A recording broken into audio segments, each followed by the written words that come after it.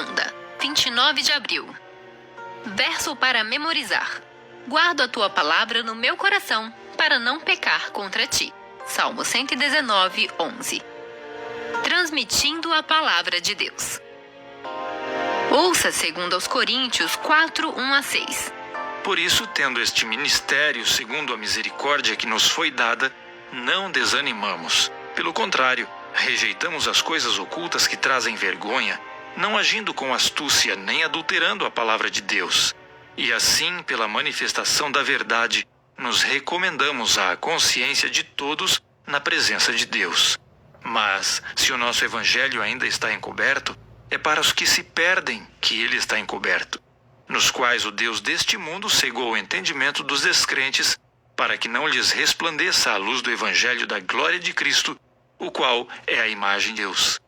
Porque não pregamos a nós mesmos, mas a Jesus Cristo como Senhor, e a nós mesmos como servos de vocês por causa de Jesus. Porque Deus, que disse, das trevas resplandeça a luz, ele mesmo resplandeceu em nosso coração, para a iluminação do conhecimento da glória de Deus na face de Jesus Cristo. Segunda aos Coríntios 2,14. Graças, porém, a Deus que em Cristo sempre nos conduz em triunfo e, por meio de nós, manifesta a fragrância do seu conhecimento em todos os lugares. Pergunta 2. Ao proclamar a verdade, que confiança Paulo tinha, apesar dos desafios que enfrentava? O apóstolo Paulo enfrentou enormes dificuldades em sua obra de difundir o evangelho.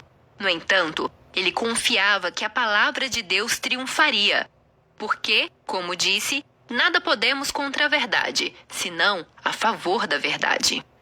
Os reformadores enfrentaram dificuldades semelhantes, porém, pela fé, foram fiéis à palavra. Um exemplo de coragem diante de probabilidades esmagadoras é William Tyndale. O maior desejo de Tyndale era dar à Inglaterra uma tradução precisa e legível da Bíblia.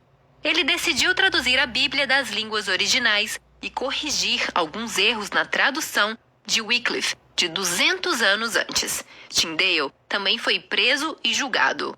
Muitas de suas traduções da Bíblia, que foram impressas em Worms, Alemanha, foram apreendidas e queimadas publicamente. Seu julgamento ocorreu na Bélgica em 1536 de nossa era.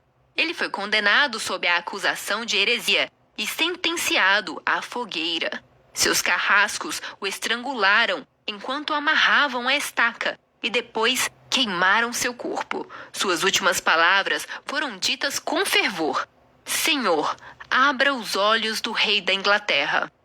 Deus milagrosamente respondeu à oração de Tyndale. 4 anos após sua morte, 4 traduções inglesas da Bíblia foram publicadas.